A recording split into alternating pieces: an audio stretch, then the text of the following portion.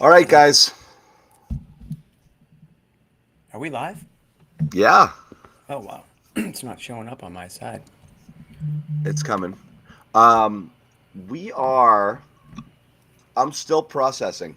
Uh, you can see how I'm out of sorts right now. Both Jimmy and I were at the game. We both left when things seemed like they were in hand. Me a little earlier. Guys, I don't know. I don't know where to begin. I don't know where to begin. I think Let's begin at the 6 minute mark because I know I know when I left at the 6 minute mark, the game was like in hand. yeah, I mean that's basically it was 5:20 to go. Okay? 5:24 to be exact. 111.99. Outscored 20-6 down the stretch, lose 119-117. And things were bad even before then. There were problems even when they were there. They weren't doing anything. They There forgot how to was play basketball. I want to say one thing. This is all everything we're about to say to me at least is Jaylen Brown aside. I thought that he was awesome tonight, but he couldn't do it all. I thought It's what's Tatum funny. stunk. Yeah, I thought Rob Williams absolutely stunk. I thought Marcus Smart made some boneheaded plays in this game.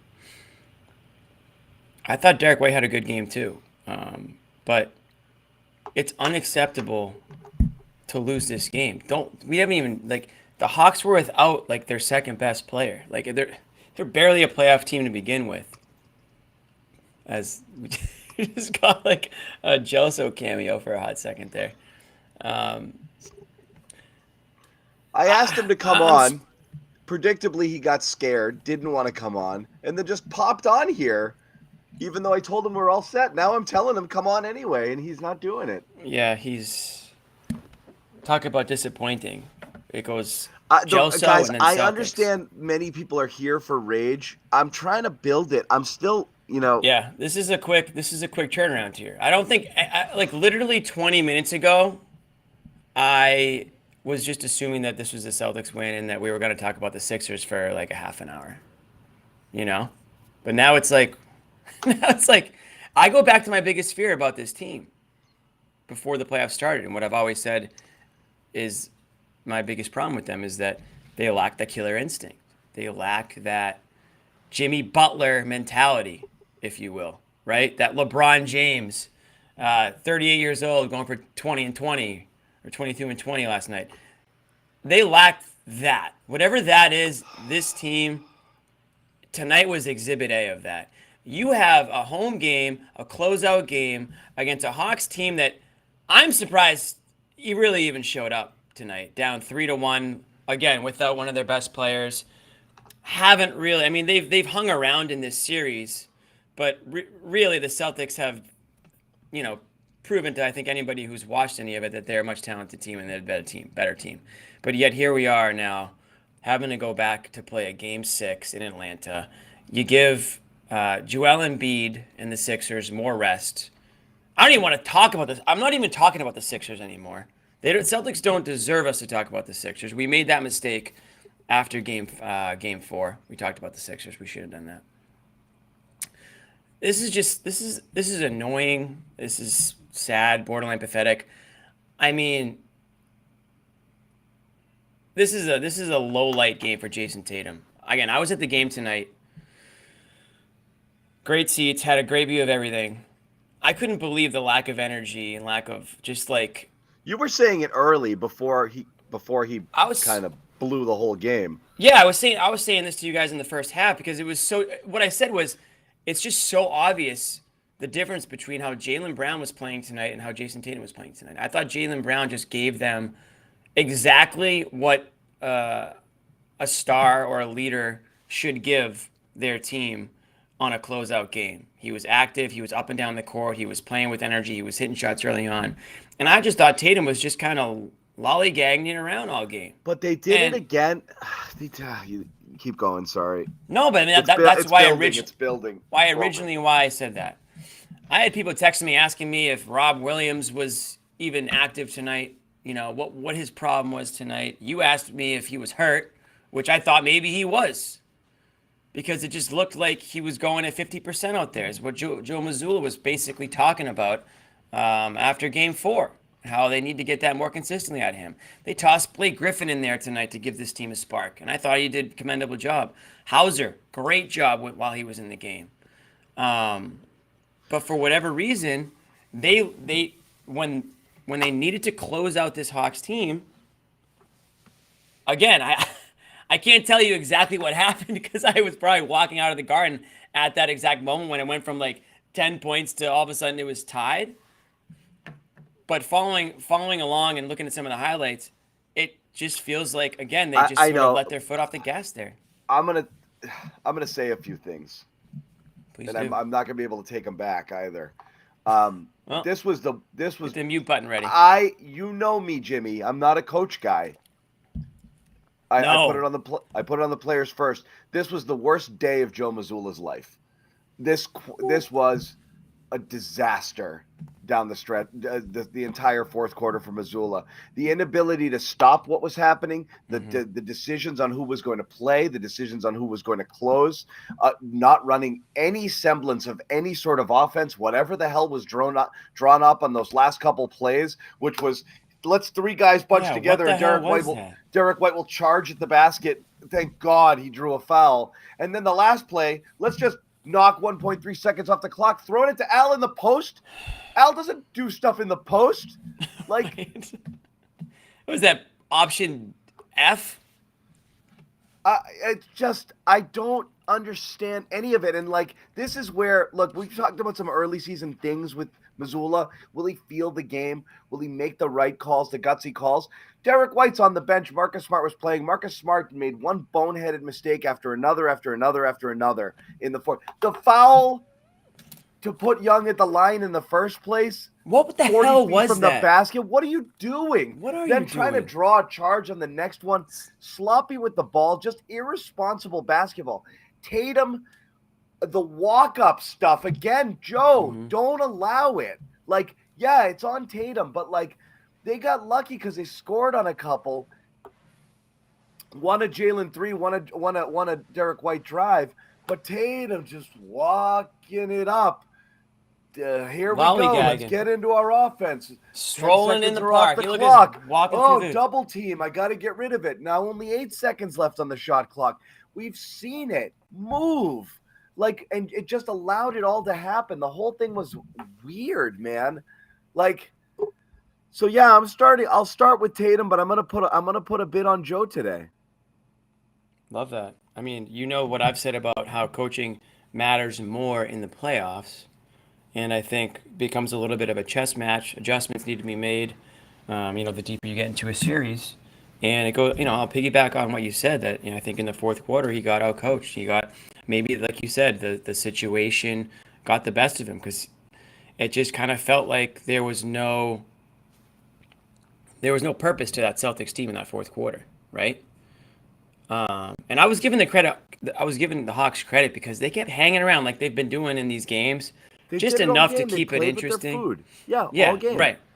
Right, exactly. They played with their food. They had opportunities to go up, 15 to 20, right? And then instead it would go back down to 10, and then it would go to 8 again. It was like we saw that previous games with this Hawks team.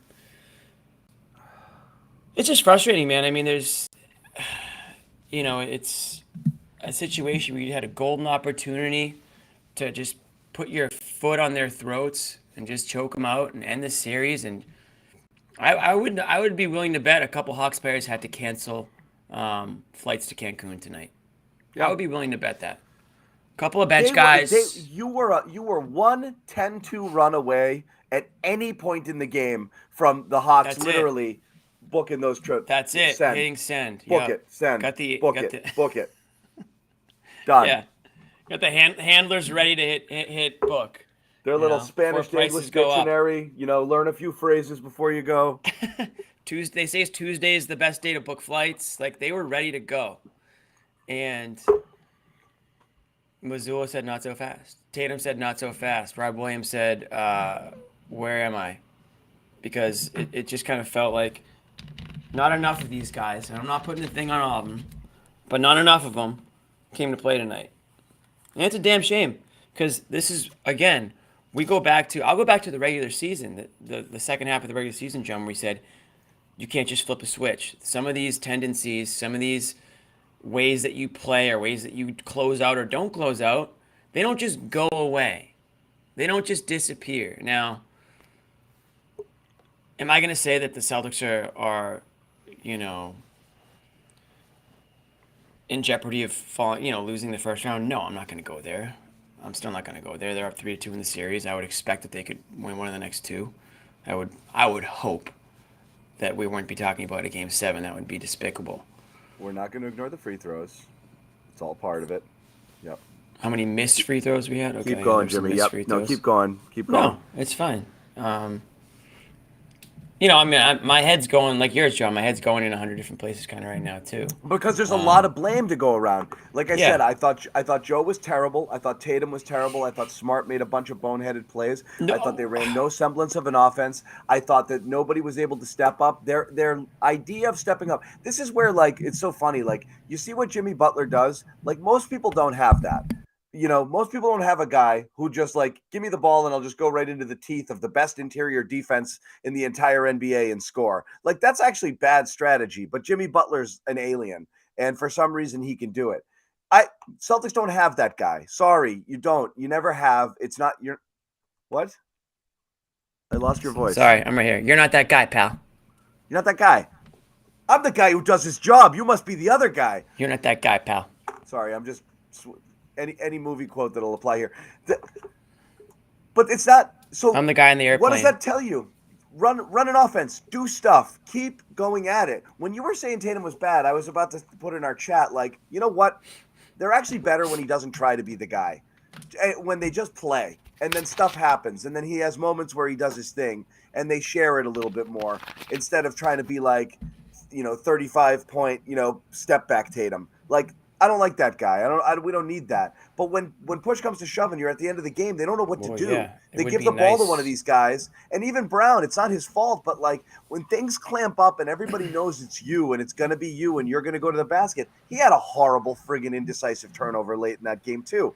He played a terrific game, but that's just not what you do. It's not how you get yourself out of these things. You just do the work. You play defense, you run your offense, and you just let it work. You let it play out. They stopped playing. They completely forgot how to play basketball. They stopped taking everything seriously. Tatum was brutal all friggin' game, man. Game. Brutal. Brutal. He was non-existent. Again, you're not even in this position if he's got his head in the game and he's playing with some sort of urgency throughout. He's feeling himself. He's trying to find stuff. He's trying to find stuff out. And again, I didn't need Tatum to be the guy. I just needed him to not be awful, not be non-existent. I mean, it's one thing to not be the guy, but when you're getting 35 minutes a game and you're a huge part of the offense, that's how you find your way into 20, 25 points a game. It's pretty hard not to if you're getting featured that way. That doesn't mean you had a good game. So this was exactly that as far as I was concerned, watching him play tonight. And I just put up a comment of where was Brogdon in crunch time? Would have loved to have seen him tonight. I mean, he's the guy that I feel like you can rely on a little bit more. Brogdon and White are guys that in this situation I would have liked to have seen over Smart tonight, who I thought was just a little... Again, Marcus Smart had a great game 4, but none of these guys are consistent right now, it feels. Aside from maybe Jaylen Brown and Derek White. I'm not seeing the consistency on a night and night and Mark on a game and in, game up. And you got a good Hauser game. I'll go back to my point is that I would have liked to have seen Brogdon. I feel like he doesn't even get to play enough to even put him in that category. Of course, Brogdon is consistent. That's why I would have liked to have seen him later in that game. Hauser had great minutes tonight and limited in time than he had. He came in there, unbelievable block shot, had a three-pointer, rattled one home. I think he had an offensive rebound. And then they took him out and they put Blake in, which I'm a Blake guy, so I'm not going to criticize that. But I thought there was an interesting time to take him out. Oh, my goodness gracious. Yeah, I mean, there's going to be a lot of second guessing. When's game 6? Saturday? No, what day is it? Today's Tuesday. I wasn't even planning on it. Thursday or Friday? guess. I have no idea. I had no plans on there being a game 6, but we'll be talking about it until then, whenever that is. Yeah, Anyways, it's on Thursday in Atlanta. I'm not doing it. I'm doing the draft. I'm sorry. You're on your own. I quit this team. Yeah, we have I draft. quit this job. Well, the Pats will trade out, so you probably won't have a show. I quit this job. I don't want to do it anymore. You can't quit. You're fired. I did a Bruins podcast today, and I was happy. Look at me now. Yeah. That's why this happened. You can't be happy.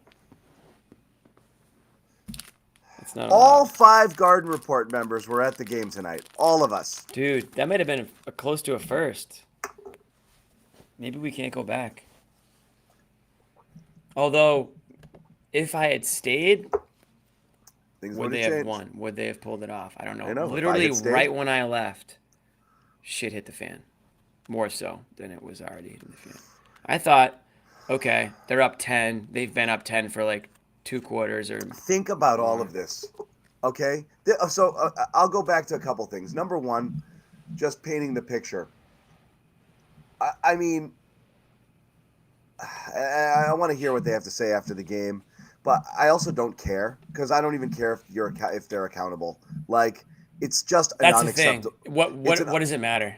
It doesn't matter. We've heard him say what you did was unacceptable. At the beginning of the playoffs, when we all did our predictions and we wrote about stuff, we predicted, all of us, either 5 or 4, and I think those were fair and reasonable predictions, and what probably should have happened. But what I wrote for CLNSmedia.com was, if it goes any more than 5, then this is an unserious team.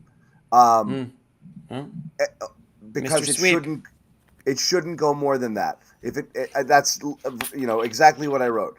Any more than 5, and this is not a serious team, because they're not taking stuff seriously and they're allowing things to be extended further than they should be, and that's the type of stuff that it shows who they are. Like, you either are that team, you're either that team. I mean, this is a freaking joke. The T-shirts on the chair. Mission unfinished business, and all of the talk about how last year in the finals stuck with them, and they're so much more serious, and they're coming into the playoffs, and they're for real this time. And then to have this happen is troubling. It shows me you're not for real. It shows me it's a lot of talk and a lot of bluster, but you're actually not able to do it. You're not able to do what you're supposed to do. You're not able to close the team out. You're not able to play serious the whole time. You're not able. You know what? It's what we've always talked about. They're kind of front runners, but they've been so talented, and their best game is better than everybody else's best game, that they can afford to be front runners. But we don't. When it gets harder, I don't know what's going to happen, because stuff like this doesn't work. You're still going to win this series. Stuff like this doesn't work against real teams. It doesn't. And we always go back to what we talked about in the finals. They had 2 or 3 finals games where they were saying in the postgame, yeah, our energy wasn't there. That doesn't make sense to me. What are you waiting for? Sense. It doesn't make sense that you're in the playoffs in a closeout game. So what did you lose here? A lot. The ability to get to the playoffs, now you got to win in Atlanta, or you're going 7, and you're playing in a freaking elimination game where you could go home. Okay? Obviously, you don't want to see that, but it's possible now. You've given them life. You did it in a game without Murray. Right. And he comes back. They rally around that. You just mucked a golden opportunity to play 1 or 2 games potentially without Embiid on Saturday. You're just throwing victories away. There was a lot of reasons to win tonight. How do you not take it seriously? Agree. I'm at a loss over it. I never expected it. I didn't expect it, but I'm also not I'm not surprised. I am surprised only because I didn't expect it. And I'm surprised, but I'm also not, if any of that makes sense. I feel like if you watch this team, you know exactly what I'm saying, right? Because we've seen this. I'm shocked because I didn't expect it, though I also kind of am not surprised because it's the kind of thing that they would totally do. Exactly. It's yes. Right. It tracks, And what sucks is like this team is fully healthy, man. Like you look around the league, everyone's battling. Every other team is battling injuries right now. The Bucks, the Heat, the Clippers can barely play any of their guys. The Sixers, the Celtics are fully intact, right? I mean, how rare is that? And they had a golden opportunity, as you said, to put this team away, get a few days off, stay home because you've got home court against the Sixers. Now you're on a plane. And play a Sixers team that may have been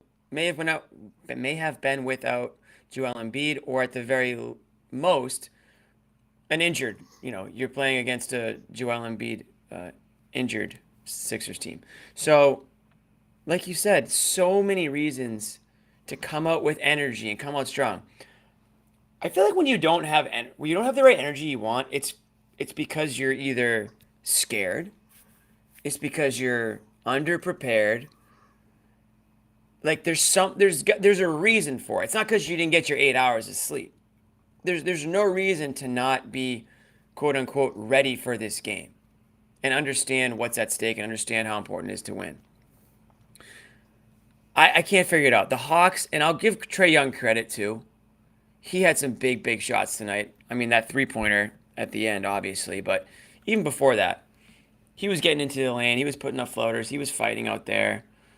He had to do a lot tonight to get this team a win, and he was just voted most overrated player in the NBA. Which shame on whoever even put that poll out there. That's kind of a pathetic question to make other guys ask. Maybe they just don't like Trae Young. Maybe he's cocky. Maybe he's whatever it is. But to say he's the most overrated player in the NBA, and then he goes out and plays like he did tonight and plays how he's played in some games over his career in the series, that's pathetic.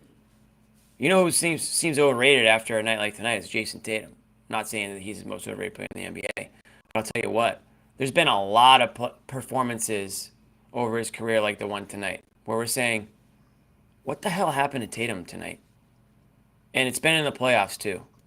So I'm not here to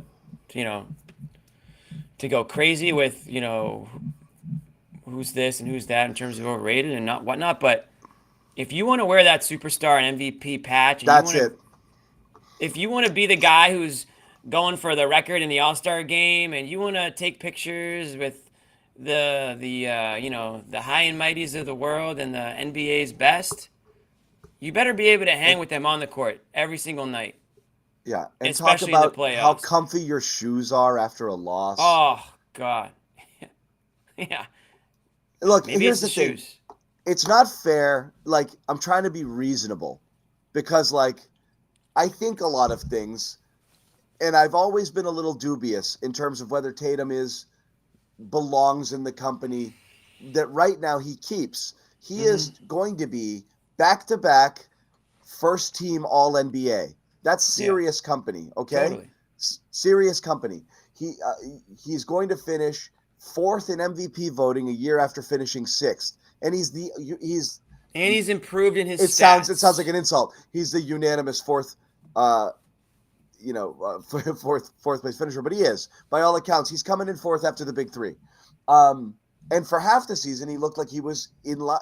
He was competing for it. Exactly, he's in John, serious for company. Half the season. But why does it feel to me that there's a stratospheric difference between him and the truly elites? And again, I'm talking about forget about accolades, forget about who's going to end up on what All-Star team or All-NBA team. But do you believe that Tatum is on that level truly as that guy who's going to get you the championship, who's going to come up big in the moments that you need him to in the same way? And again, we know there's health issues that come into play with some of these guys too, but a Durant, a Kawhi Leonard, a Jimmy Butler, those guys aren't making first team All NBA. They might not make second or third, but you're telling me you're putting five guys on the court to win a game and Tatum's in there over those guys? No freaking way. No freaking way. Sorry. So like the stats are fun and pretty, and we're sitting here talking about it, and people are spending time saying things like, he scored the most points in the NBA. He should be the scoring champ. Like, forget about that stuff. It's nonsense. In these moments at this time, is he the guy who's going to get you there? He might be. He's not yet. So he's got to show Yeah, it. I'm not saying it can't happen, but I think might we're all be, jumping but the he's gun a little not. bit. And what you've got fresh in your memory is, and stop putting to things like, you're holding a guy to, he's the company he keeps now. He's in the conversation among the top 5, 6, 7 players in the NBA. Okay, he's not one of those guys yet until he shows it. So you're holding him to a completely different standard than most people. What are you laughing at? A text that somebody said they saw in the chat that I'm not gonna post. Okay, text me. Okay. So you're expecting more, a lot more. He's not, and until he delivers it, you're gonna wonder, is he that guy? I don't know. No, I agree.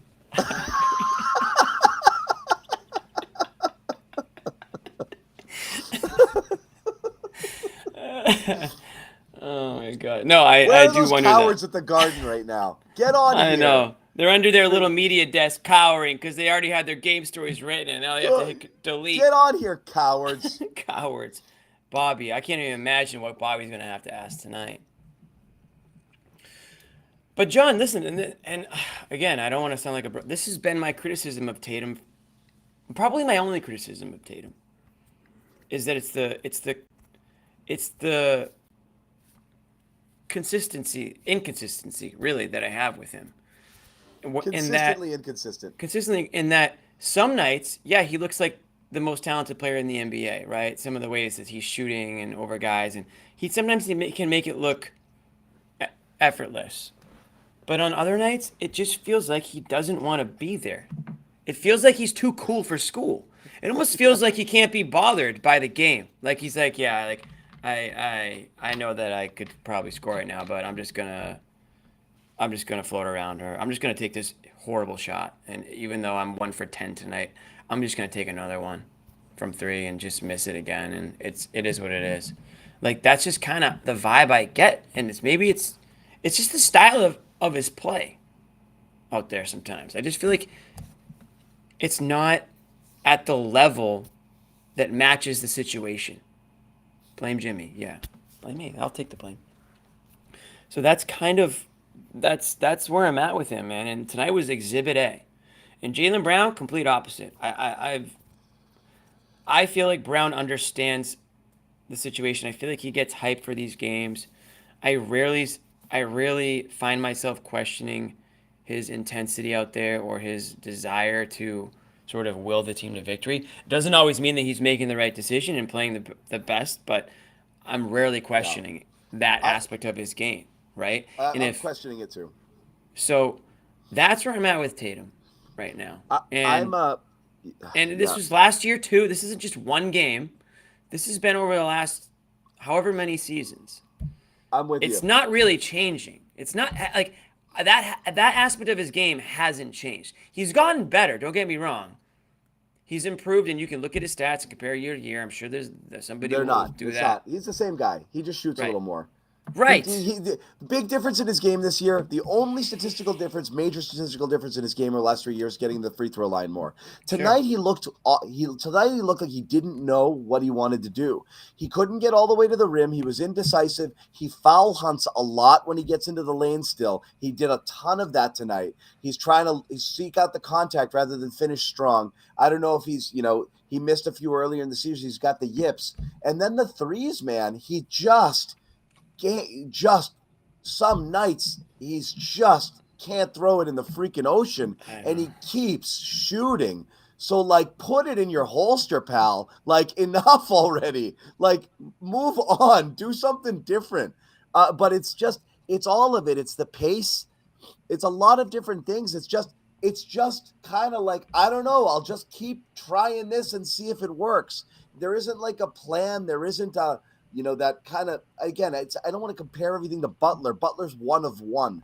And what he does, a lot of people can't do. But he's a man. I have a Joe Mazzulla soundbite, and I don't know what it's about, but I guarantee it's going to infuriate me. And I'm afraid to play it. Before we do, I'll give a shout out to our sponsor, FanDuel. You guys didn't do anything wrong. We love you. I mean, Okay? I might need better help after tonight, but hopefully, like, I hope we have them on as a sponsor Calm, tonight. better help. Yeah, Oh Calm. my Can we get gosh. Calm back as a sponsor? Calm.com/garden, please. All of it. If you don't know, it's the playoffs. Tons going on in sports. This is like everything happening in sports right now. And the Celtics screwed me because they have a game on the night one of the draft, but whatever. Yeah.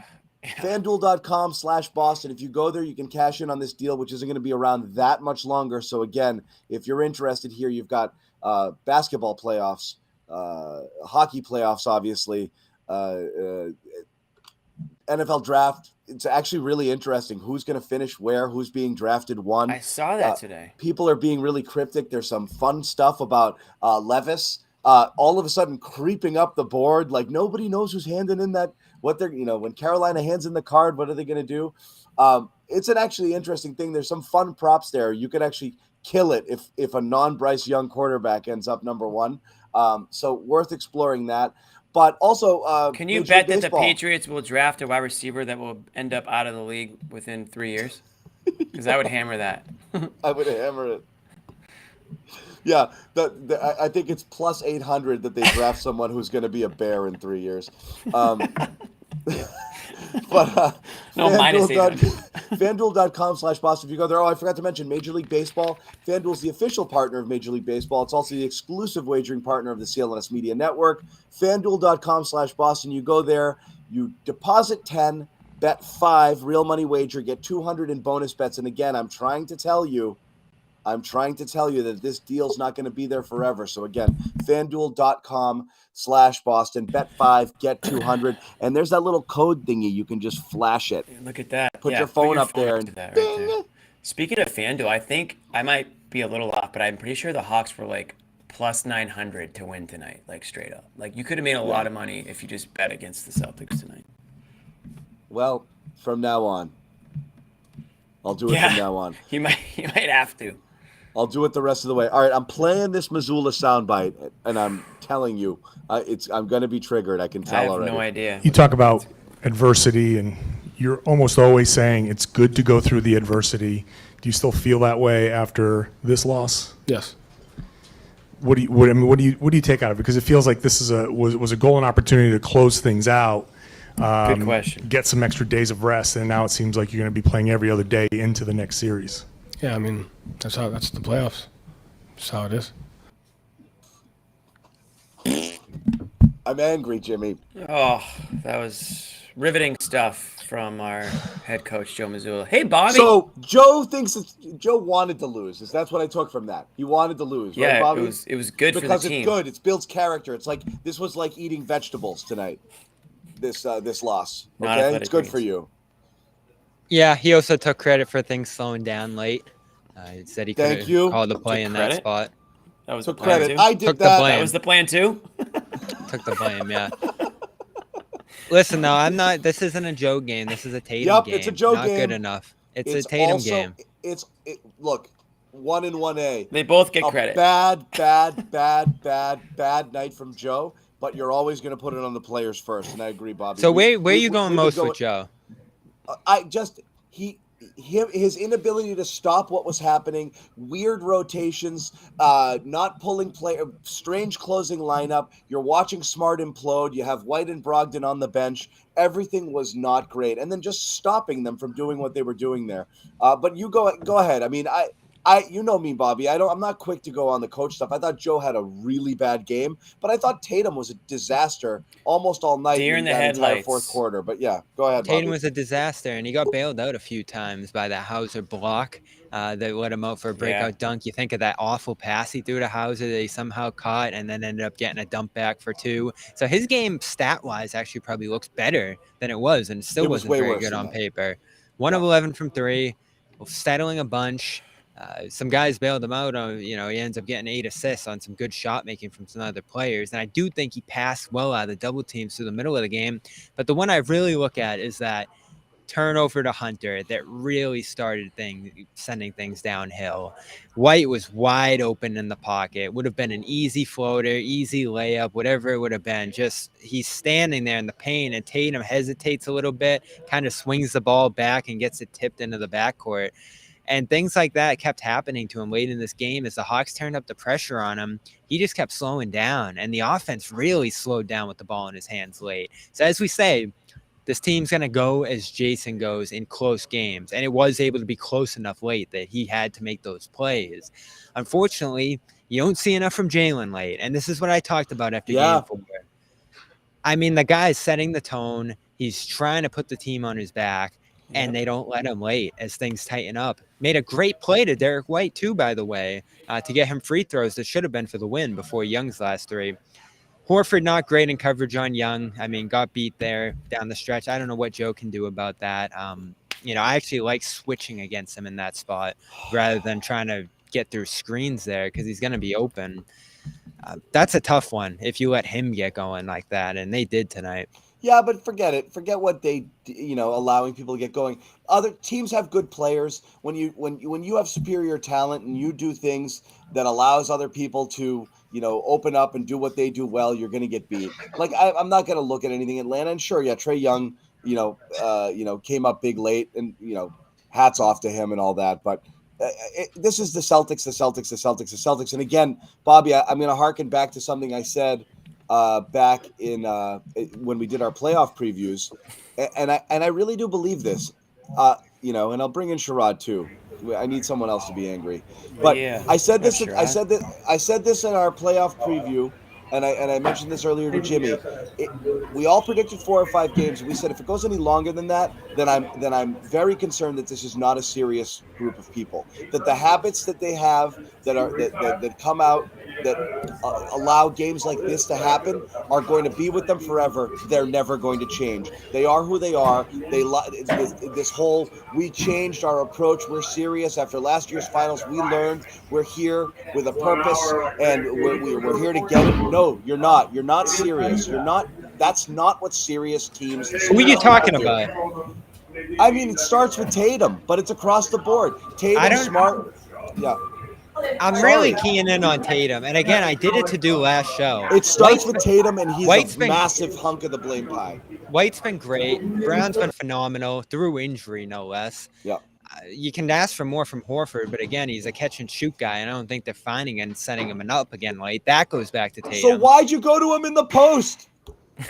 Yeah. Yeah, I don't get it.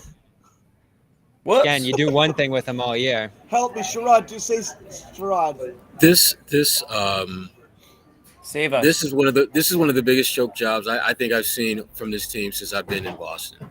There is no Murray, way, Sherrod. Say that again. No Murray.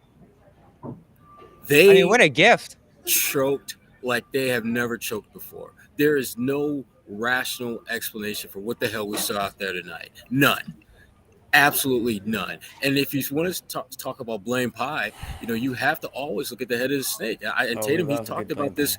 Tatum talked about this before. He gets a lot of the credit when things go well, and he should get a lot of the blame when things don't go well. I absolutely put a lot of the onus on him because at no point did I feel that he put it upon himself to take over. And really, problems for this game began from the very outset.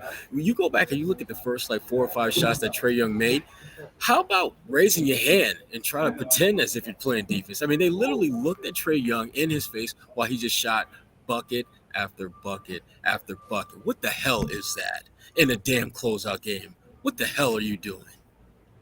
What in the hell are you doing out there? Sherrod not much. He's not mad, but he's disappointed, guys. No, I'm both. I'm in a hybrid mode now. I'm mad disappointed that I got to take my ass back to Atlanta to see another game within this series when we know damn well it should be over. They ought to be embarrassed at themselves. They ought to. I mean, really, fans should get the damn money back for this bullshit. This was absolute bullshit. Like Tottenham. Absolute bullshit. Like the Spurs did today. Fans deserve better than what we saw out there tonight. And there's but no thank excuse you. I was there. So let me ask you again.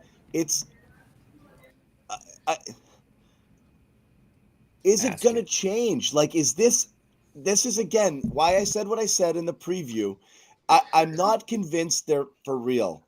I'm not convinced the words are going to translate into stuff until they come out and they show focus, energy, the ability to close. Like, what makes you You think? keep saying they, John. It's one guy. Jim, I trust me, Bobby. I'm saying they.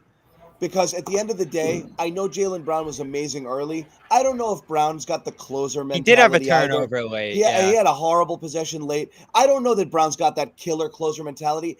I'm consistent on what I think about Brown. An absolute lethal assassin, efficient scorer that's going to get you buckets throughout the game. Tatum's supposed to be the guy. Marcus is supposed to be the calming force.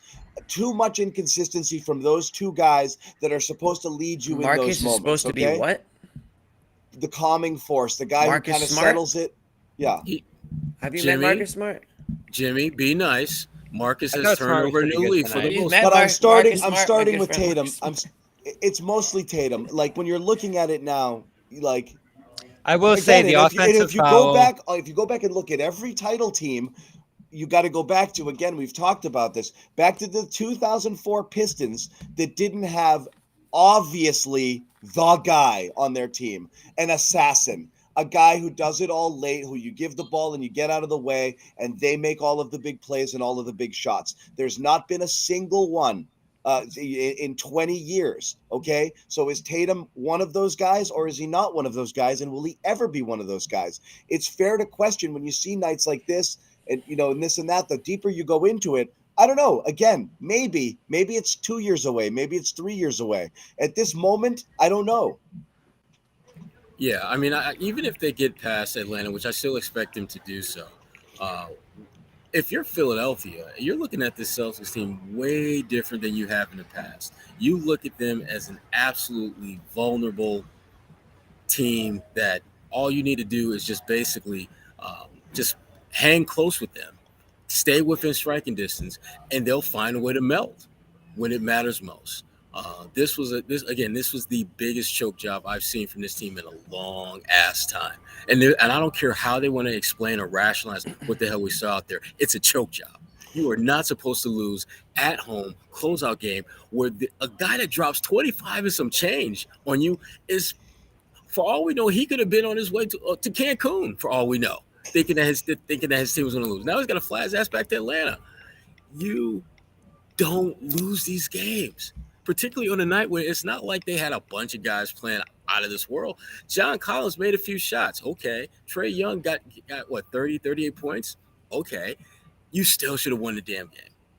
But Bobby, I love this quote, by the way, and I think about it all the time, and I think it's really apropos, with the Celtics. For anyone out there watching Succession, I love you, but you're not serious people, and that's like, and that's what I keep thinking about with this. And again, Bobby, you're right. It's Tatum. It's Tatum. When we're saying we are talking Tatum. What stood out the most to you? Was it all in the fourth quarter stuff? Was it throughout the game? Has it been throughout the series? Because I don't know. I mean, what is it? What is it specifically here? They've had him at the point of attack, I think, far too often, and that lets the defense load up on him. I think it allows them to put guys in help position against them, and I think it just makes everything harder for him. And I've said this for most of the second half of the year as he's struggled to shoot. I miss the rolls. I miss the runouts. I miss a lot of the things they allowed him to do by taking him away from the ball and letting Smart run the offense, letting White and these other guys initiate. Even Brogdon, who's missing late. I'm sure that's going to be your biggest gripe when we talk about Joe, John. Just too much. A bad one. Too much battling against double Joe got teams. obsessed with the rebounds again. He wanted the bigs in so bad. He went Blake and Horford in the fourth, and then he went Robin. They need to make Horford the game late a little easier for when Tatum. they needed some buckets, and they didn't have the personnel on the floor to make it earlier. Yes, I mean, they flipped Jimmy early in the year when he was an MVP candidate. I think the key was making his looks easier. And now they've flipped that to trying to use him as like a diversion and draw these double teams and let him pass out of traffic in the post. A lot of like what we saw last year from him. I think we're watching the Tatum, and again, it's still a great player, but the Tatum who was limited for much of last postseason, especially in the finals.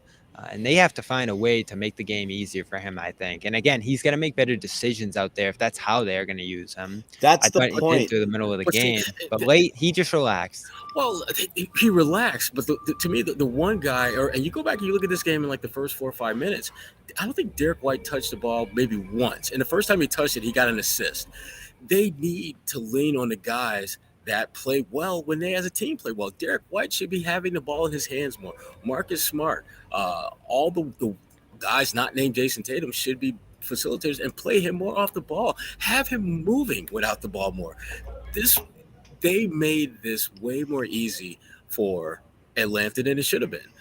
And it's maddening when you get The to double big's a great second guess late, John. It is. Like, that takes Brogdon off the floor. You took Brogdon off the floor. Right, White which You're wasn't on the best floor. when you're better when you have your three wings out there.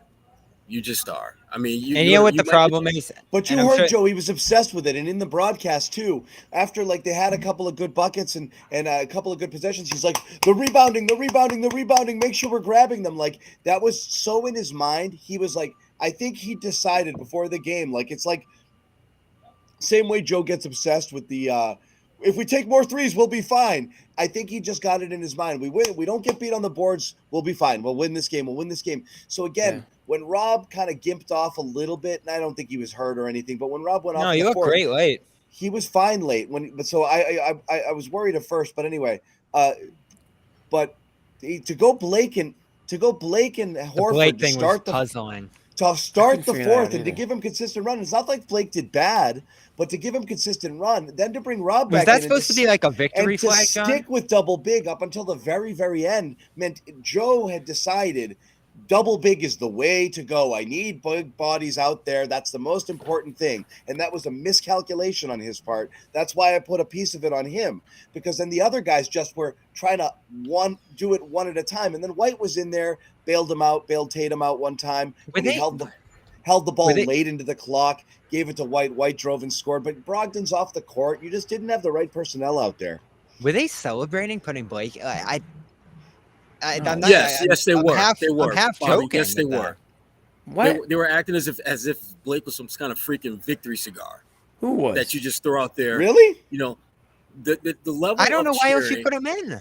The level of cheering that went on when he stepped out there, it wasn't because they think they're happy that he's, they were Talking cheering about the because- fans or the team? Talking about the fans. I'm talking about the fans. I don't know. I thought that's what Bobby was talking No, about. Bobby's I don't know talking why about they the put- team. I don't know why they put him in, and not to say that was like what decided it. I But think just he a wanted weird big fourth-quarter bodies. He decision. wanted the big No, bodies out yeah, there. and he doesn't trust Grant, even though the last time he threw Grant out there, Grant was literally perfect.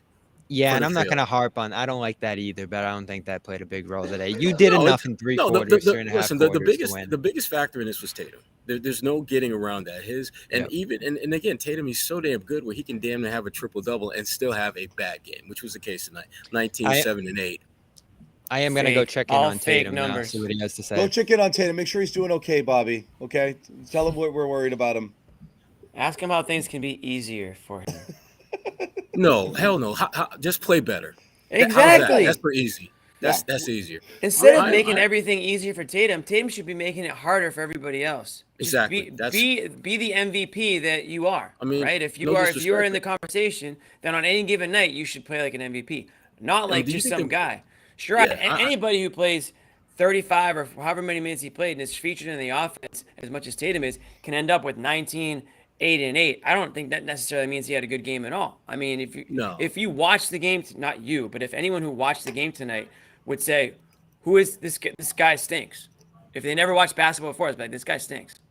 No, I don't think they say he stinks. I think they say he's not a bad player. But see, here's the thing. If you're supposed to be a top 5 player in this damn league, people should look at you and you have a game where you're not bad.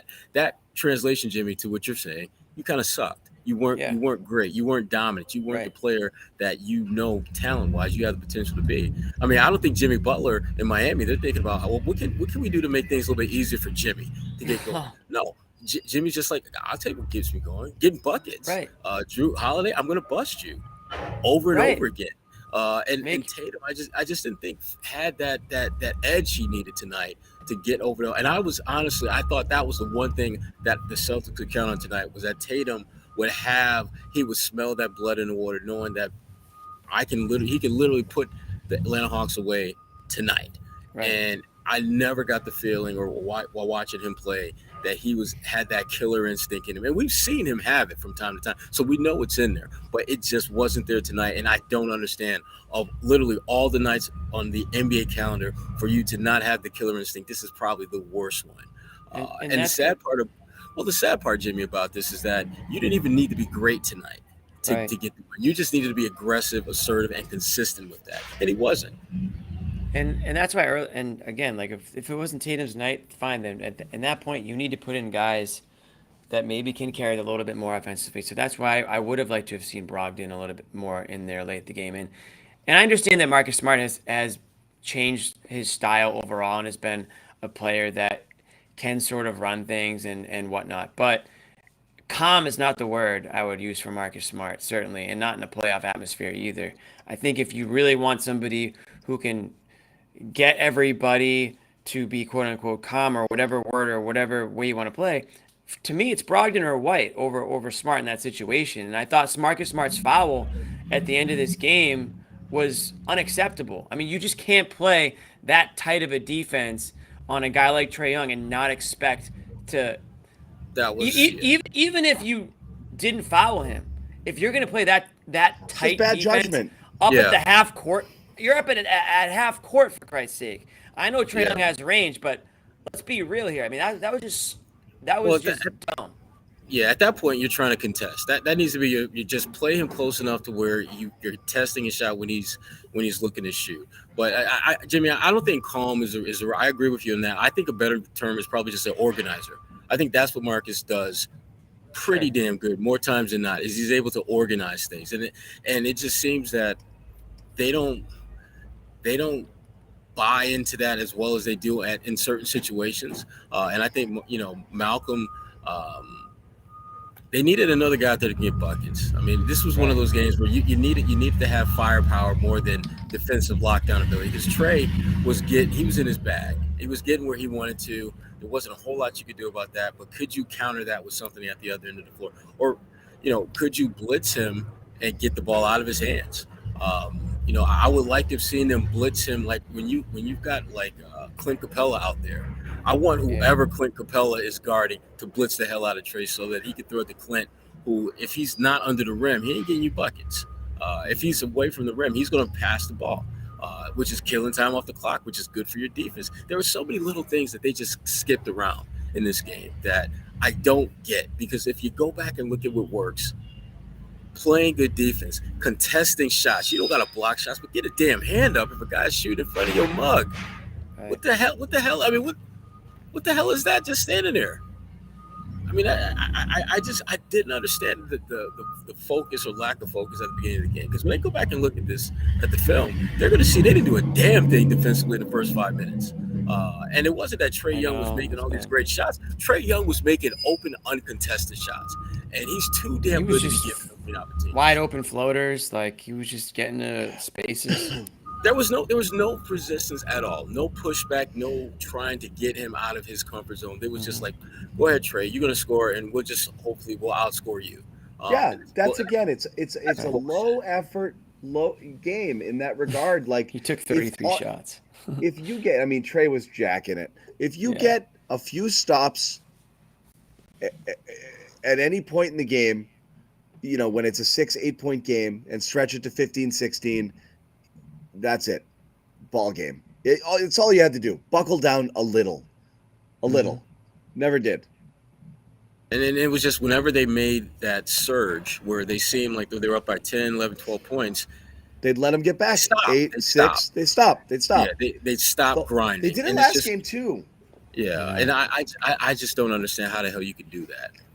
When you have a team like that that's damn near on their back, you're not going to reach your hand out to help them up. No, you're going to kick them in their chin, and you're going to keep kicking them in chin until they're done.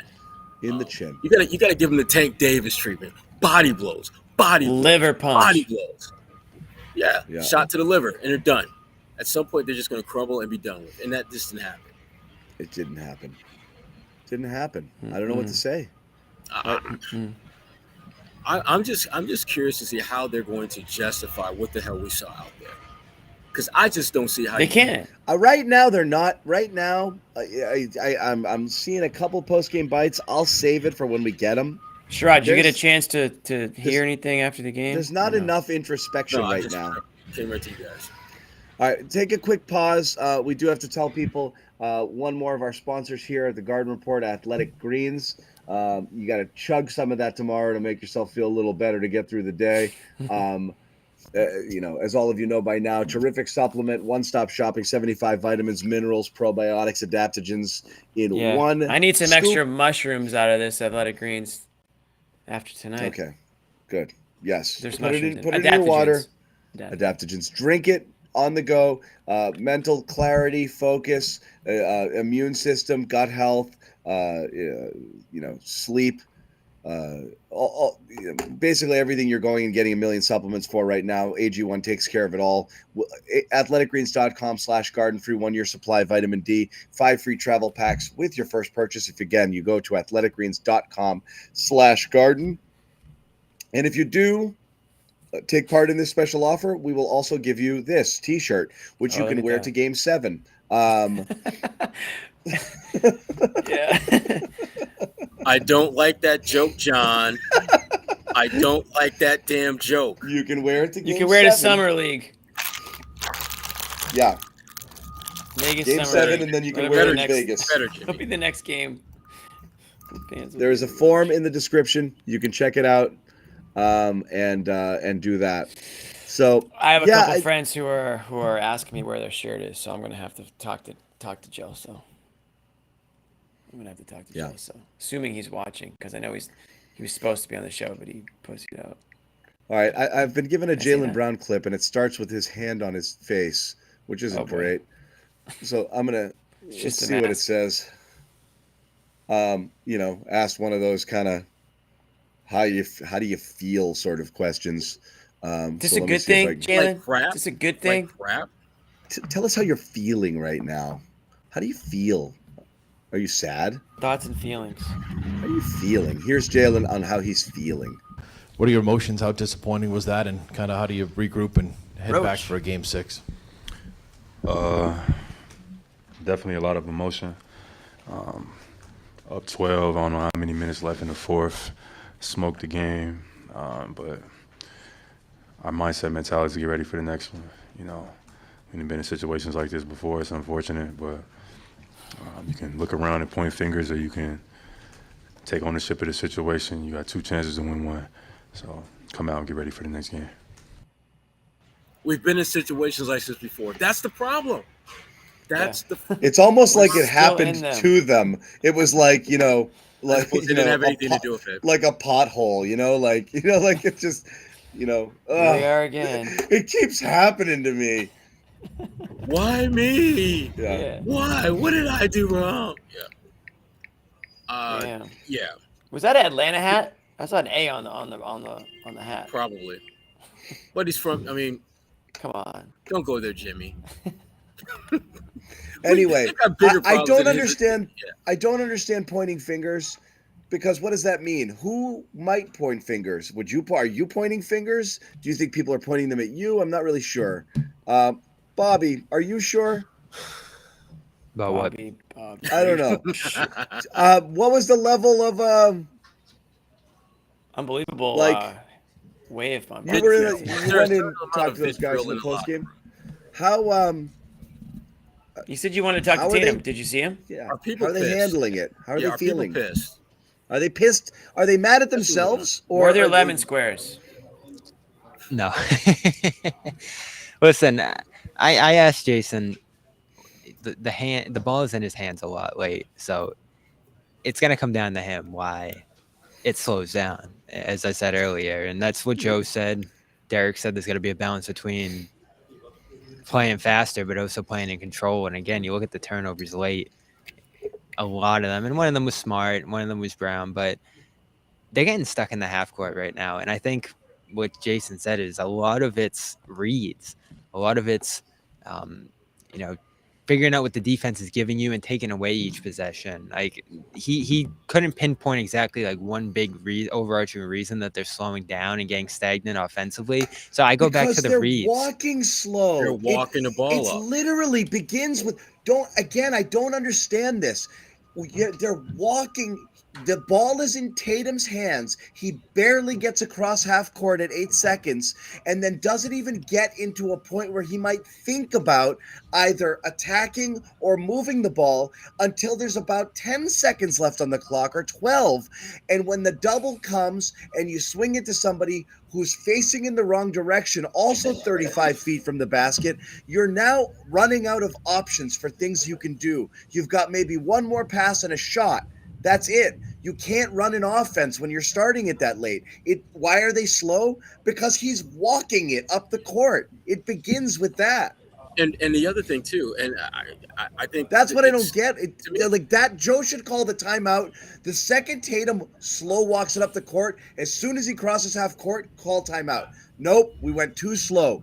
Get moving. Like possession after possession after possession. It's excruciating to watch. Well, it's not like they can't get out and run against these guys. I mean, look at the stats. They were up 20-0 in fast break points to start the game. 20. Is that true?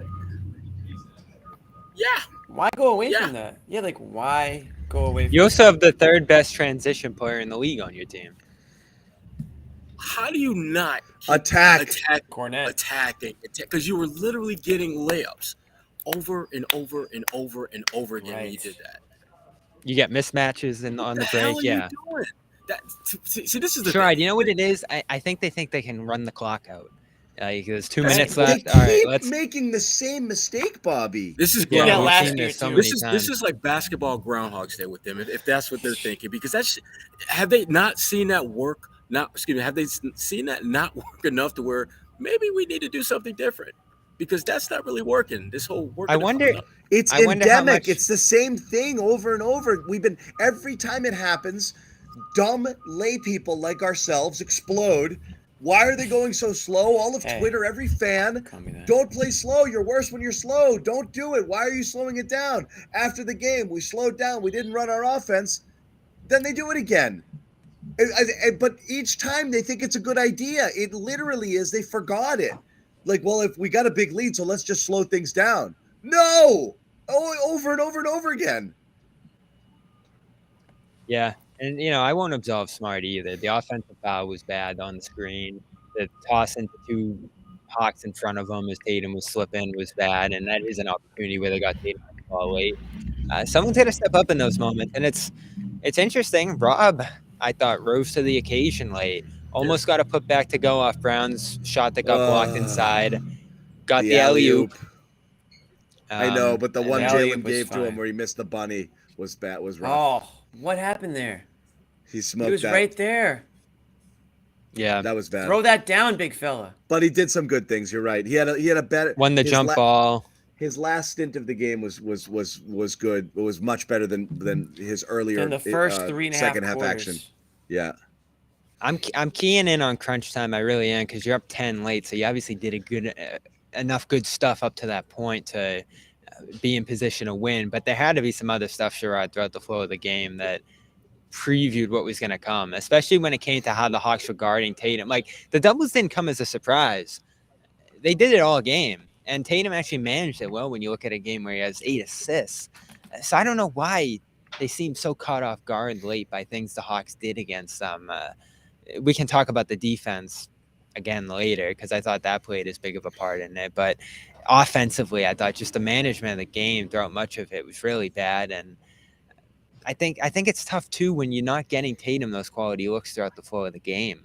Like, if he's just passing out those double teams all night, I don't know how you expect him to hit big shots late. So what I think relocate is uneven in the offense right now. We've seen it, Bobby. We've seen it work. You make that quick decision. The double comes, you pass it, you relocate, you move, you get it back somewhere else where two people aren't standing in front of your face. Like when you're walking the ball up the court and you're 35 feet from the court and you start to make a move and two people push you even further out. Yeah, you're out of the play at that point. You've got to get rid of it. And at that point, you can't get it back. There's too much time has elapsed. So again, we forgot one thing too, the technical. Oh, yeah. Kind of weak sauce, but still, don't do it. So just add it to the list. I mean, I hate to pile on, but who else are you looking at in this game? Again, after a game where I thought Brown saved them again in game 4. Tatum didn't play good enough to win game 4. He Like, did if not. it wasn't for Brown, you're down 3-1 right now. Wow. Crazy. Or however that math lines up. Josue, your first turn at things here. Where Yeah. anything interesting out of wherever you were just now? Who were you talking to? So Jalen Tatum pretty much went back to back, and just a lot of them not learning what happened throughout the course of the regular season. You know, not closing out games, executing poorly, playing down the competition. I mean, it was almost as if they were playing like they were the desperate ones, and they just let the Hawks get back into that fourth quarter. So there was a lot of that. Joe Mazzulla pointing at taking in those lessons and going into Game 6. You got 2 opportunities to win it, but all that just didn't make it seem as if like they really grasp the opportunity that they missed out on. You know what I mean? Like, I don't know, Bobby, did you agree with that? You were in there as well. It just feels like the same old, like, we've done this before. They just seem baffled. And I just don't like that because, you know, you're playing with fire here. I mean, yeah, today is the Atlanta Hawks. You know, let's say they finish the series and they move on. It's just, I get the feeling this is going to happen again. Like, it's not about if, it's like, it is going to happen again. How are they going to respond? You know, and obviously we have to wait and see what happens in Game 6. Do they go out and destroy the Atlanta Hawks? Maybe not. But either way, I mean, I just feel like the lesson to take away from this one is that this team hasn't learned that lesson, that they're still able to do this, even at this level, even in the postseason. And I don't care if it's the Hawks, I don't care if it's just the first round, whatever Celtics fans want to say. I mean, you have a chance to start the series right away. The Milwaukee Bucks are waiting for you, and you're making things harder on yourselves. And after everything Jason Tatum said back in Atlanta, when he talked about how they blew opportunities in last year's postseason run, and he learned those lessons, I don't think they have. You know, I really have it. And just hearing them talk about it, you don't get the sense that they have. So why do you say that? What specifically? And again, we say that too. You know, we were saying that too. It's just, it doesn't sound enough. Kind of like enough is enough. It's almost like, ugh, it happened again. I just feel like you don't sense the frustration. I mean, I guess, you know, they're used to it at this point, and that's not good. You know, that's not good. Right? Shouldn't they be furious? Right, Bobby? We'll get it on Thursday. Aggression, honestly, and it gives me the impression that they're used to this. And it's like, oh, this is just who we are. It's not good. You want to think they've improved on things over the years, over last year particularly, and we saw it to start the year. John, when they came out flying and Tatum's off the ball and Brown's the finisher, and it looked like they figured everything out. Smart's the initiator, Bobby. Yep. And the shooting. I mean, you should trust the shooting late. How many guys got catch and shoot threes down the stretch? I can't even think of one, except the Horford one that Rob put back in. So it feels like if this game's close late, the ball is just going to roll out there. It's going to be in Tatum's hands. And is he going to make the shots? Is he going to turn the ball over? Is he going to find a guy? That's what it's going to come down to here. And that's so easy to guard. I mean, they were not a hard team to guard late in this game. They just sent 2 at Tatum and chaos ensued. And again, it's partially because of the slowdown. You slow it down, the double comes, you pass out of it, all of a sudden your options are very reduced, and your best player or one of your more dangerous offensive players is now taken out of the play. It's just brutal. It's just so brutal. Right. He should be a threat. He shouldn't just be neutralized by one decision. We talk about Groundhog Day. Explain this to me. Why is Tatum running the offense? Have we not deemed that this was a failure? You have 3 good point guards. Point Tatum, John. Stop. One of them's not on the floor. Stop. John, everyone told us Tatum. about Point Tatum for like a year. Enough with Point Tatum. This experiment failed. And it was deemed a failure. We know it. Move on. Why is this the default with a lead? It doesn't make sense. And that's where I go back to Joe. No. Put the other guys out there and let them do their jobs. Yeah, and you talk about putting guys in positions to succeed. I want to look at how many threes did he shoot in this one? 11. 10? 11. 1 for 11. How many of them were pull-ups? I don't know. Because we've talked about that. Let's not get into that. 5, I'm counting right off the bat, out of the 10 or 11 rather. And of course, he missed them all. It just hasn't been a good shot Sherrod's for him, and angrily it's still a booking a massive flight to part of their Atlanta right shot now, diet. by the way. Yeah. That's what he's doing. Josue just pulled up the menu at Magic City. So friggin' fine. I'll fly Spirit. Guess who's coming back? No, that's not right, Jimmy. No. He's got a table ready for him already. Not accurate. I don't think they're putting him in position to succeed, John. And again, I'm as tough as anyone on him right now. I'm putting this squarely on his shoulders. But as you said, bringing the ball up, pull-up jumpers, point of attack. Are people putting LeBron in a position to succeed? You got to put yourself in position to succeed, though. Very good point, both of you guys. Yes. You have to put yourself in position to succeed. If you know certain areas of the floor you are best at operating at, get your ass in those positions. If you know Derek White is going to be a guy that is going to make the right basketball decision, whether it's to score off the dribble, hit the floater, or find me, get the ball in his damn hands. One look late, and he gets the free throws. Absolutely work time and time again, and stop and don't let your pride carry you. And again, that's Brown setting him up. Larry Bird was great because Casey Jones put him in a position to succeed. It is a sentence that's never been uttered. Right. Be the boss out there. If you're the MVP, be the guy. Boss your teammates around. Put them in a position to succeed. That's your job. Yeah, but we all agree with that, Jimmy. But as the house is burning late, you just stand there and say, Tatum, you got to do that's what Joe's doing right now.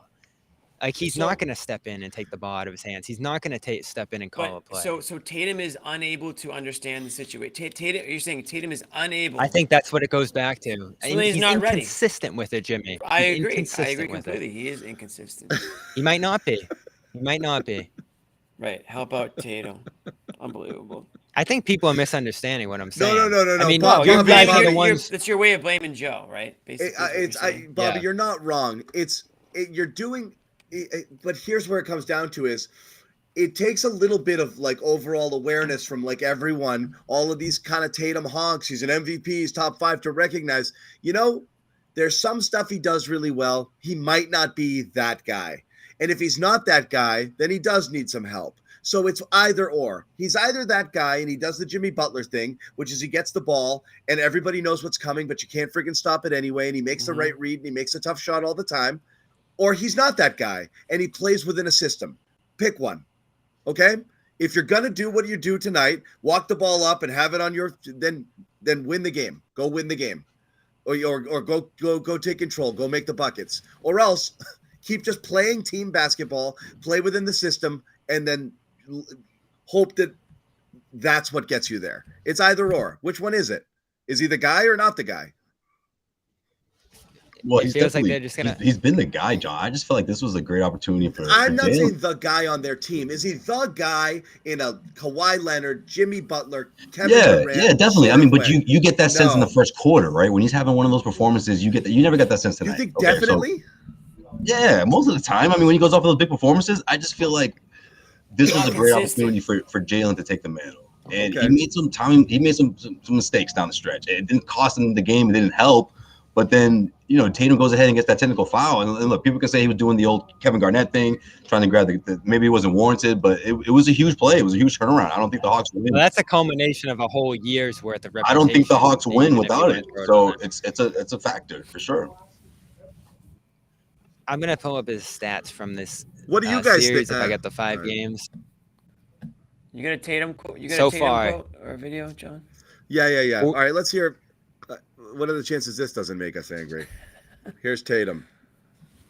Why couldn't you guys come out like you said and approach it like you were, as you said, down 3-1 instead of up 3-1? Yeah. Gotta give them credit. They played well.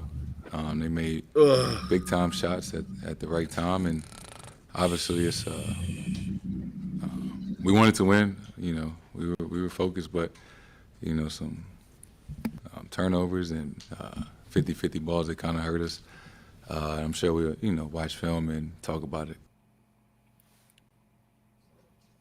Doesn't seem angry, Jimmy, does he? Oh, I didn't He's expect gonna watch that. film. It's the right I question thought by he was John. gonna fall asleep in the middle of it. for what it's worth, and that's John Corrales, and that's John asking questions, both the same type of question to Tatum and Brown. So, like, why aren't you guys, like, doing that thing where you just go out there and, like, win the game like you said you're going to because you're taking stuff seriously? Like, why didn't that happen in this game? That was basically the question to both. Unsatisfactory answer in both regards. You know, not enough about, like, we didn't, and there's no excuse, and I don't know why, and we have to do some serious soul searching, because if this is the type of team we're going to be, we're not going anywhere. And again, does it matter if they say it or not? No, but it does matter if they think it, you know, because they have to think it. Like, that's unacceptable by me. And that's what's missing, you know? John. That's all that's missing, right? They have the personnel. Say what you want about the coach. He's done a good enough job all year, and the game plan straight to where these guys need to execute late. Maybe he needs to step in a moment or two in a very tense situation, try to save things, but that's not the plan that they've decided to roll with this year. We know that he's not going to do that. So it comes down to how seriously are they going to take it? How locked in are they on maintaining a lead late? Those little things. Because, again, John, you talk to people across the league. You talk to all 29 other teams. You talk to coaches and this guy and that guy. And everyone looks at this team and just says, it's amazing. They got it all. Those 2 stars are unbelievable. There's nothing you can say negative about this team. But these are the little things that we've watched over and over again that give us pause. You know, the people who kind of watch them day in and day out and have seen these kind of issues fester over years. This is what gives us all pause from just waving the towel and saying this team's going all the way. I don't know if they're going to be able to overcome it right now. Fortunately, the path, again, if we're going to take this big picture, as Sherrod said earlier, they're still going to win this series. They're probably going to win next series. Let's see what happens after that. I mean, because these are the things that you look ahead. I think everything is on the table now. I mean, I'm not saying losing this series. Really? What do you mean? Okay, next one. I think that, again, it's tough when Embiid. I think that this was a litmus test, and again, I keep going back to what I'd said. I hear you, John. I really believed it. I really believed it. You know, when we did the predictions, I said if they have any of these unserious moments where they coast, expect to win, half mail it in, don't do the thing, and then say after the game, yeah, we this and they that. And if they do this with this team, and especially a team tonight that was without its second best player. John, listen how he answered the question. Some turnovers, some 50-50 balls. It's like they're naturally occurring. Right. Like that's not important. Right. Like it just happened, you know, like it rained, you know, like, you know. So again, it's frustrating. It's that lack of accountability, but it shows kind of what's going on in there. What did Jalen say, Josue? What's that? What did Jalen Word salad. Say? Nothing real. Nothing really, honestly. We're not going to point fingers. We got to something. It just right. More execution, and Trey hit some really big shots. You know, stuff like that. You know, they have to go down to Atlanta and take care of business. Something they've been saying in the past, and it just to me, it seems like this is just part of their identity, and they're accepting it, and that's not good. This is embarrassing. This was embarrassing. All you were saying, John, like moving ahead, we don't know what it's going to look like. We don't know what the other team's going to look like in the best of 7 series. Like, look across the NBA. Look where the predicament of the Bucks are in, or other teams. You know, I mean, sure, there's health concerns and there's stuff like that going on, but for the Celtics, I mean, you don't know what version of that opponent is going to pop up in that second round, right? Whoever it is, a hungry team, a team that's most likely way more hungry than the Hawks. So we have to wait and see how this team responds, but it's unfortunate because they have to go down to Atlanta and just do something that they could have just taken care of tonight here in Boston. Again, it's the whole, like, when someone shows you who they are, believe them. Like, I wanted to think that this wasn't possible with these guys. Can you play bad? Sure. Can you miss some shots? Can you have some nights that things just aren't falling? You work. Sure. As long as as long as the effort's consistent, the mentality is the same. This just looked like any game at any point. Guys, this quote from Jalen stood out the most for me. I'm just gonna say that, and I want to hear what you guys think about it. Talked about being down by 12, right? Smoked the game, but our mindset right now is to get ready for the next one. We've been in a situation like this before. It's unfortunate, but you can look around and point fingers, or you can take ownership of the situation. And then he adds, you got 2 chances to win one, so come out and get ready for the next game. Is that a reflection of who they were in the last 2-3 years? I mean, or is that just in general? Did something happen after the locker room? I mean, after the game? I don't know. I thought it was an interesting quote, but I just want to throw that out there. It reflects what we're talking about, Josue. It's easy to look at Tatum and say, this falls on you, just not being good enough. I'm sure there's little things across the board and mistakes each guy make in those spots that you can highlight. And we're all looking to find that blame. You throw the coach in there too, but it really is just the collective. And this collective's been together for a while. They've had a lot of opportunities to figure this stuff out. And the fact that they keep reverting as a group to the old stuff. And again, let's just go down the board. Everything we've talked about with Tatum, Brown and the turnovers, and he has more turnovers than assists in this series, even if you factor in the hand. Smart. Do they trust him late with the ball in his hands? Do they want him shooting shots in that spot? I think you can question that tonight. Is Al speaking up aggressively enough in these spots? Rob with the fouling and, whatever other things you consider with him, just down the line. All the little things, and to not have the one guy out there, the one guy you look at and say, what's different from last year versus this year? You have Malcolm Brogdon. And a new version of Derek White. Right. You have Malcolm Brogdon who can't find the court. Underplayed significantly tonight.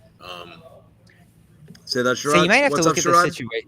Just the Derek White dynamic. I just thought that Derek has been really, really good at the start of games, helping them get off to a good start, and it just seemed like they didn't recognize that he could actually play make for them. I want to go back to that because, again, that was the question I'd asked earlier. You're either the team that Tatum puts on his back, or you're the team that is very complete with 1 through 7 outstanding basketball players, and you just let everybody do their job, and you don't play superstar basketball. I don't understand the need for superstar basketball at any point in time with this team because you don't need it, because you've got Brogdon, and because you've got White, and you've got guys who do the right thing almost all the time. So put the ball in their hands and let them do the right thing. Why not do this? Why watch it work for 3+ quarters and then go away from it late? Give it to Tatum and say, do the point forward thing. It doesn't make sense to me. Like, you didn't need hero ball. You're not in a slugfest here, punch for punch with some, all-star laden team on the other side, and you need Tatum to have a superstar performance to match Durant's superstar performance. You just needed to not puke on yourself. Put the ball in the hands of capable people that do the right thing and make good decisions. Why not do that? You know what's frustrating too, and I know none of us think they're going to lose this series, but I do. I'm changing my prediction. Okay, write it down. I think the Hawks have all the momentum right now. That's what I was about to say, Jimmy. I thought you were going to say. I didn't mean increase. Suns better be careful here. No, I think they're going to crush. Bobby goes complete 180. You increase the odds of something disastrous happen here. You play another game, there might be an injury. You go into Atlanta, so maybe someone catches fire down there. And man, did John Collins start to heat up late in this game and figure things out. Trae Young figured out a lot of things in this game. And you know what? Guess who you put on the floor? Fuming mad that he got suspended at the officiating, whatever's just really getting at Murray right now and led to his suspension. He had to watch this game from who knows where, probably the hotel. And he's going to be taking the floor Thursday night at home with a crowd probably ramped up, fired up about how this series is won. The Atlanta crowd is not going to play any part into this. Hawks fans even know that they won tonight? Yeah. Might be kind of a bandwagon effect here. And then, if something goes wrong down there, you're in a Game 7, and it's always a toss-up. Game 7 is always a toss-up. So I'm not saying they're going to lose, but to bump up the probability that you might here in this round against this team. Let's say they don't lose. We talked about this off the top of the show. They had a golden opportunity to put this series away tonight, have a few days off. 3 days off. Take on a Sixers team with possibly Embiid missing or, pretty significantly banged up. Now you don't have any of that. You have none of that anymore. So, again, it just goes back to they're shooting themselves in the foot. They're making it harder for themselves. And, here we are. So. You missed a golden opportunity, Jimmy. You really did. Yeah, but the series would have started Saturday. Jimmy brings up a good point. I did.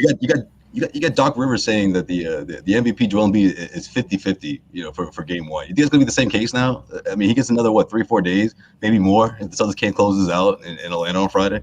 No, it was Saturday, Tuesday. You gave him 2 days, but you could have pissed away a potential game without Embiid or a game with a limited Embiid. You just gave that one away. It was a freebie. But you don't have any. You have less rest for yourself now too. And you have less rest for yourself. Disaster. Yeah. And Marcus Smart. Especially if it goes 7. Especially if it goes 7, because you're going back and forth and back and forth. Oh, brutal. That would have been that's probably potentially the longest stretch of rest they're going to get throughout this postseason. If you go 7, you get 1 day off. Losing this game was freaking unfathomable. I mean, it just never, unbelievable. Right, John.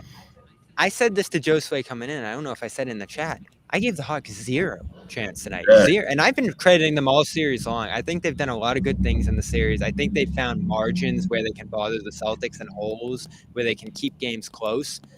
But that wasn't what tonight was about. They were getting run off the floor midway through, and I thought they were just ready to go home. And the Celtics gave them life late with bad possessions, turnovers, and stagnant offense. Let's hear Jalen on the mindset going into Game 6. Jason, this group has been, to your right, this group has been through so many things together. You went through this together, obviously, tonight. What are the lessons you learned from it, and what do you take into Game 6 in Atlanta on Thursday night? We're going to watch film tomorrow, get some rest, talk about what we did well, what we can do better, and execute the game plan on Thursday. I don't know. We just wasted all of our times with that. Sorry. Softball. Sorry, guys. What would you have, John? What would you have asked? Yeah, specific questions. Why are you walking the ball up the court? Why are you the way that you are? Why are you that way? Why are you this way? No, specific questions. Stop with the global stuff. Like, Jason, why did you when you have the ball in your hand late in the game, why are you opting to walk it up the court? Are you trying to kill clock there and preserve a lead? What's the thinking there? Why are you doing that thing? It's a specific question about an actual action. Why are you doing that? What could you have done different there? What could you do better in that situation? Like, how do you feel the offense was running when that was what you guys were doing? Did you get away from things that were working? Right, you want to hear individual accountability. That's you. Why'd you do it, Jason? Why are you doing this to us? Why'd you do it? You ruined it. And it stinks, John, because... And the other one is the seriousness. What I would ask, Bobby, is like you say things, and again, Corrales kind of mentioned it, in the question, but you talk about having learned from the finals and making sure that this is different and you're putting in effort. Do you feel you put in that effort tonight? I don't know. From his answers, I think he thinks that they came and they tried.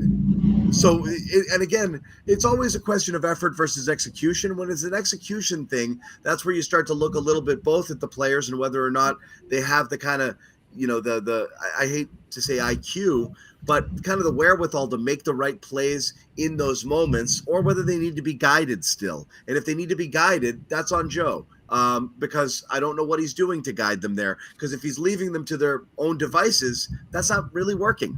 So again, starts with the players not able to do it. But once you see your players are not able to do it, again, it's like your children, You let them do something until they're like spilling milk all over the table, and you're like, let me pour that for you, let me hold that, like at some point the coach has to jump in and be like, let's do it like this instead, I can't help but think of what might have happened if Brogdon played late, because I think he's so good at solving the issues that they faced late in that quarter, even if it's just hitting a tough shot. That can be a solution sometimes in these moments. And again, we all did backflips over the 6th man and well-deserved, but I wonder if that same decision and his willingness to sacrifice and sit in those spots and not be a major factor on this team, of course, on the court, right? He's taking less minutes a lot of the time, but also vocally. Like, I don't see him being a major vocal presence on this team a lot of the times. Brogdon. Like, I wish they'd make Brogdon more the solution in these spots a lot of the time. Like, he should be a closer. Don't you trust it again? Almost all the time. Yeah, I don't know. Jimmy, where are you at? With what? I don't know. We talked about it coming into the series, John. Play to your strengths, and your strength is that you have 3 great guards. So put them out there together. if you want to use all of them, or if you don't trust Smart, sit him. Or if you don't, White's not they're gonna have to make those decisions every crunch time. And I feel like we almost always leave crunch time saying, "Man, that was the right guy on the court." Here's crunch time there's no direction. It feels like their ship lost at sea as we get closer and closer to the end of this game in a close situation. Like, they're not good in close games. They feel out of sorts. Tonight was another example of it. The inbounds to Horford, allowing. Oh, what a disaster those last two plays were! So bad. Bailed out on the white foul. The foul. The Smart foul. Then the Young basket. Even though it was deep, everyone in the building knew it was coming. So he's their only. Well, I guess they had Bogdan too, but really, everyone knew he was shooting the ball in that situation. So, just unfortunate. And like every clip that we play of Tatum, my blood boils more and more and more. It doesn't even matter what the question is, John.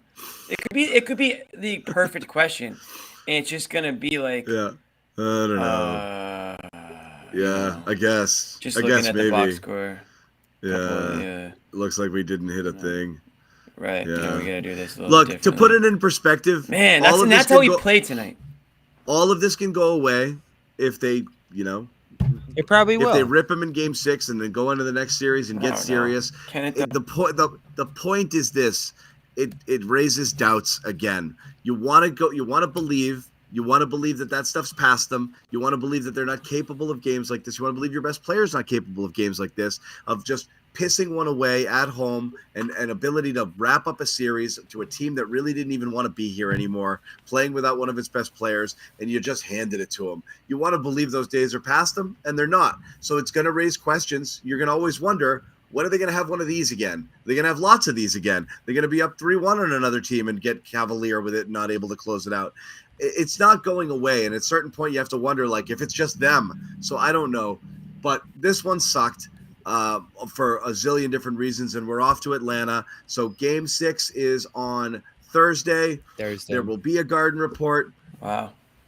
That's all I can promise. There's a lot going on. There's a lot going on Thursday. I think there's a practice tomorrow. I'm doing the draft. As far as I know. I'm out. John claims to. I guarantee you, we will see John in the Garden Report in some capacity. If they win, we won't. If that's true, we might not see him. I do wins. I was there today with my pom-poms. Okay, guys. I felt those vibes. Jimmy, you left right before the collapse, right? You were probably stunned. I was stunned. By the time I got outside, it was like a tie game. From like when I left the Garden, they were up like 8. Went to the bathroom on my way out, walked outside, and it was a tie game. And I immediately turned it on my phone to watch. I just couldn't believe it. But I didn't. Thank God I didn't wear this to the Garden tonight. Thank God, because this was not. Why? Because that would have helped them. No, I would have been pissed at myself if I wore this tonight and they played the way they did down the stretch. So that's why I didn't bring it with me. Yeah. All right. We've been on for a bit. Sherrod is furious that he's got to go back to Atlanta. He's been so mad for like 40 minutes now. He hasn't even spoken. I think he wrote his entire article. Let me check the weather, Sherrod. We're done. We're going to wrap it. We're going to say goodbye and thank you guys for hanging out. Large crowd tonight. We did appreciate it. Wish we had some better stuff to talk about, but we'll be back on Thursday, except for me. I'm never doing this show again. Quick I'll be here. Stop it. You love these episodes, John. No, I don't. I take no. Wait, hold on. Real quick. No joy in this. Real quick. Fit. Where are we? Where are we right now? Where's the one with everybody? This one. There it is. Oh, my bad. Well, that's accurate because Bobby had to pull the 180 yet. We gotta have Sherrod in the middle. Sherrod's right in the middle. He's the Sherrod's always even. Well, then there's that one. Yeah. Bobby looking wistfully off into the distance. I love that one. I'm looking ahead to Philly. Looking like a Luke Skywalker over and here. Me with my... Yeah. John looked like that's John's face. John just opened up the oven to find all his burnt pies. Yeah, where's my T-shirt? With my lipstick. Yeah, you just lipstick Zannis over here. Yeah. That's to accentuate the shot. Yeah. Hey, what? In your face. I do it so you can really see the. Be off the Richter after Thursday if they don't win. That's great. Anyway, check out the audio version of the Garden Report right here. See it right there? Oh yeah, look at that. Scan that. When you're on, if you're driving, toss it on in the car, and that way you're not gonna get in a car accident watching us. I always toss it on and listen to the first half on my way home. See what you missed. Often too. See what the anger. Yeah. Shout out again to our sponsor, FanDuel exclusive wagering partner of the CLNS Media Network. FanDuel. Still got my bonus Boston. Let's go. Deposit 10, bet 5, get 200 bonus bets. This offer is not going to be here forever, people. So go get it. Once again, Celtics lose. They lose. 119-117. 20-6 run to close the game with the Celtics up 12 with 5:24 to go. Yep. Could have rested. Could have had game 1 against the Sixers on Saturday. Not gonna happen anymore. If they do get Philly, it's gonna be game 1 next Tuesday. Joel Embiid will be fully healthy by then. Celtics pissed away a golden opportunity to get some rest and to not have to fly back to Atlanta and to possibly play a 76ers team without Joel Embiid or with a hobbled Joel Embiid in game 1 at least. So not great for a lot of different reasons. All 5 of us were at the Garden tonight. We didn't all see each other, but I could feel the vibes. It was good to be in the building with you guys. It was great. Yeah, it felt good until some of us left, John. I think that maybe was part of it. We did. We changed the energy. The energy shifted. The energy shifted. Don't do that. Celtics fans are going to go nuts in the comment section. So. Energy shifted. Jimmy and I believe in the energy. Anyway. I'm bummed. I mean, yeah. Follow all of our stuff. More breakdowns coming up on the CLNS Media YouTube channel, Celtics All Access. Make sure you go check Bruins. us all out. CLNSmedia.com. Check out those All Access videos. Josue and I about to talk. There you go. Bruins. Let's go Bruins. Tomorrow. John, will you be there tomorrow? I'll be there tomorrow. Wow, this guy can't get enough of the Garden. You just can't get enough of the Garden. I've been covering the Bees the whole time. I went to I've been riding the wave late in the season and into the playoffs here. So I'm on that Bees train as long as it goes. There's a Bruins post-game show too now. We should tell everybody about. A damn good one. Evan Marinovsky, former Bruin and BU captain Carl Corazzini on there. There'll be another additional cast of characters joining us throughout the run. We just got started with it. It is picking up some traction. If you do like the Bruins, subscribe to the Bruins Ringside YouTube channel. It is blowing up. We had a really good crowd in there for that last game. There will be a post-game show tomorrow. Both Evan and I will be at the Garden tomorrow, but we'll get a show done. So check that out. We're done. Brutal. We got a series now. Oh, shut up. I hate that expression. We got a series now. I lost my gentleman sweep tonight, which was sad. Yeah. And now John put the flip out because he hates when you get that wrong. Lost my gentleman sweep. It's not a gentleman's sweep, Jim. Thank you, everybody, for tuning in for this group therapy session. Thank you to Sherrod Blakely, who hasn't spoken in 45 minutes. Bobby Manning for his locker room insights. Josue Pavon for his optimism. Jimmy for sprinting home to get on this show. Yeah, that was good. I did do that. So thanks to everybody involved in this. We'll see you guys on